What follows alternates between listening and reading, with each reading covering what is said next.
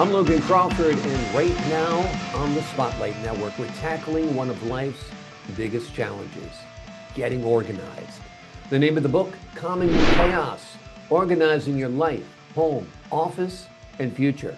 Elisa Hawkinson shares her proven strategies to help you clear the clutter, take control of your time, and create a more peaceful and productive life. Whether you're overwhelmed by a messy home, struggling with time management, or just looking for a fresh start, this book is a roadmap to transformation. We're delighted to have this very talented author join us here today on Spotlight. We thank the team at Atticus Publishing for helping us put her in the spotlight today, and we ask viewers like you to support authors like her by subscribing to our channel and by purchasing her amazing book. The links are below this interview. And be sure to download the Spotlight Network TV app streaming on Roku, Apple TV, and Amazon Fire TV. Lisa, thank you so much for joining me here today on Spotlight. Thank you. I'm so happy to be here with you, Logan. It seems like people are either a complete mess or extremely uptight and organized. And then there's some of us in between. Like I'm very organized with my time. I'm very disorganized with my home. What do you do to get on the track? I know you wrote a book about it. You can buy your book and read it. But what are some advice you give to the folks at home watching right now to get their lives more organized?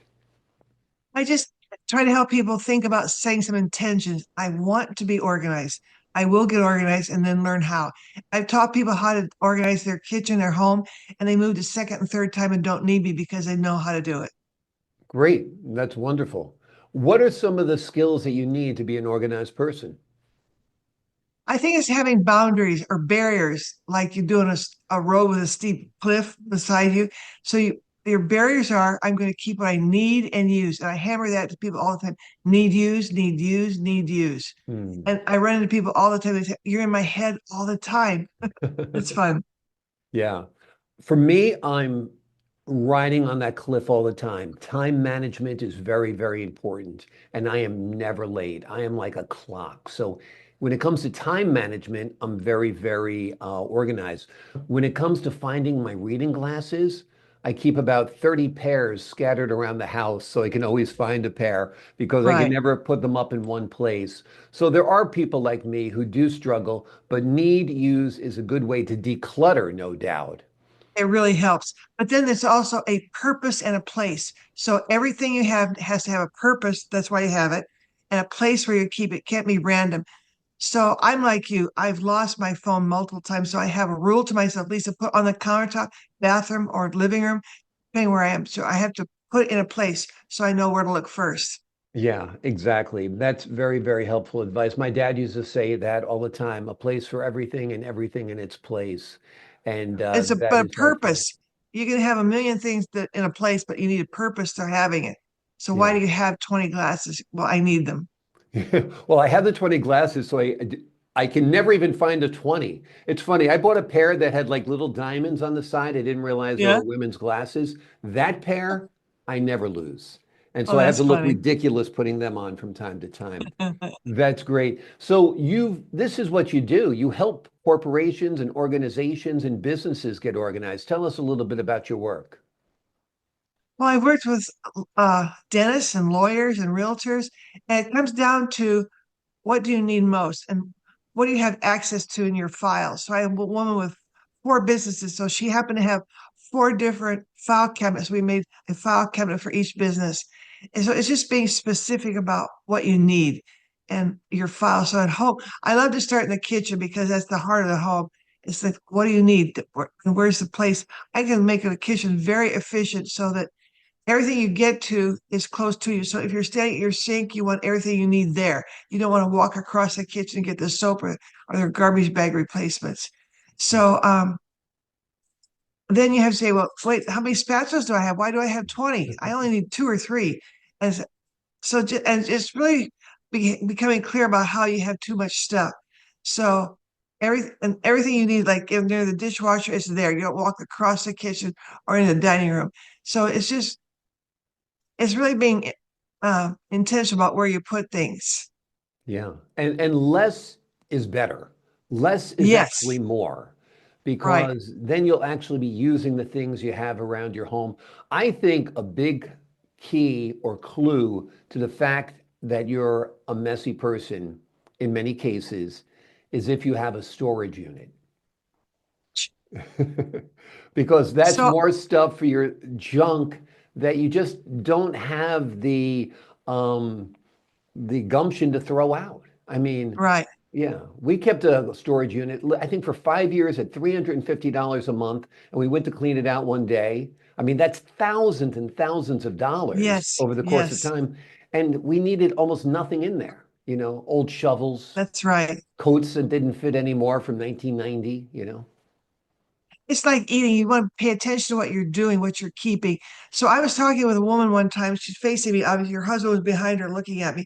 I said, "So what is in your storage unit?" And she couldn't think. And she goes, "Dish towels." And I go, "You could be taking a trip to Alaska every year, a cruise on that." And her husband's going, "Yes, keep talking, lady." Exactly, So exactly. Yeah, it's just being aware of your stuff. yeah, I think we forget. I've been to people's homes who inherit stuff from the aunts and uncles, and their places packed. They can't walk straight through a room because they haven't let go of things yet.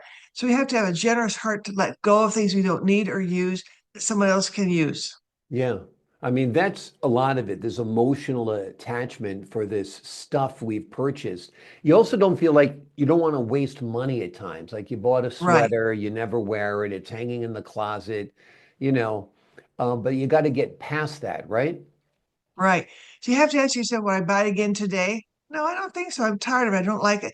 So when you let it go, so a thrift store that has a mission that aligns with your heart, you go, okay, I'll support that mission today. Yeah. Let go of my sweater. Exactly, exactly. If you know it's going to be put to good use, you'll feel Right. less concerned about getting rid of your stuff. Let's say you go into a closet. What's your first tip to somebody who's trying to get their junky closet into a nice, organized closet? A couple of things. Turn all the hangers around so that the hook is facing you. Does that make sense? Not the Hmm. way we normally.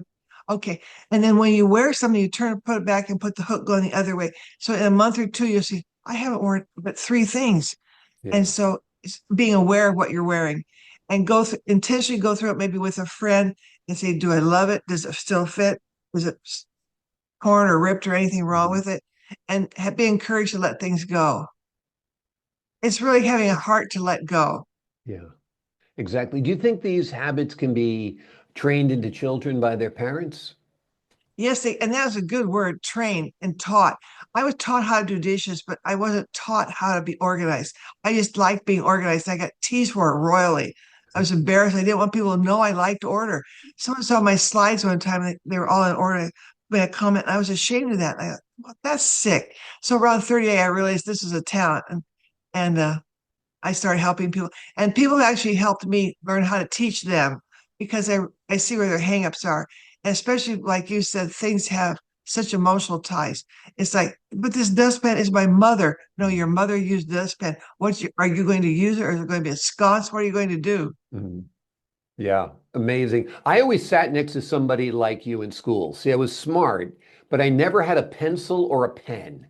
So I turned to somebody like you who'd have like every color pen perfectly organized, perfectly stacked, and like, can I borrow a pen?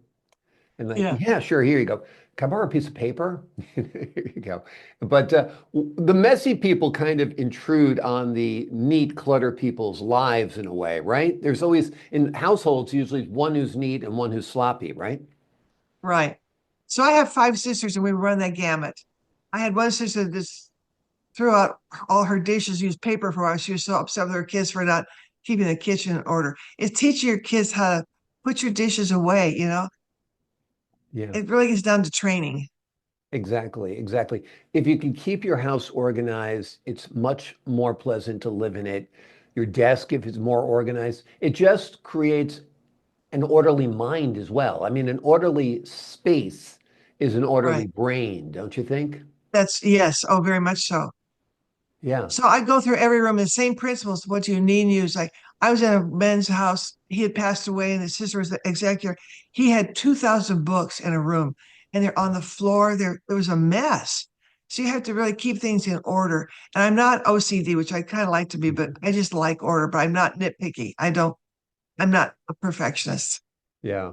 Well, I think it's good to be an organized person. I'm a work in progress.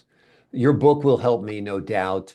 The name of the book is Calming Your Chaos, Organizing Your Life, Home, Office, and Future. In the book, the author shares her proven strategies to help you clear the clutter, take control of your time, and create a peaceful, more productive life. Whether you're overwhelmed by that messy home, or struggling with time management, or just looking for a fresh start, the book is a roadmap to transformation. Lisa, thank you so much for joining me here today on Spotlight. Thank you, Logan. I really enjoyed it. I enjoyed it as well. To the folks at home, I'm Logan Crawford, thanking you for your time this time. Until next time on Spotlight.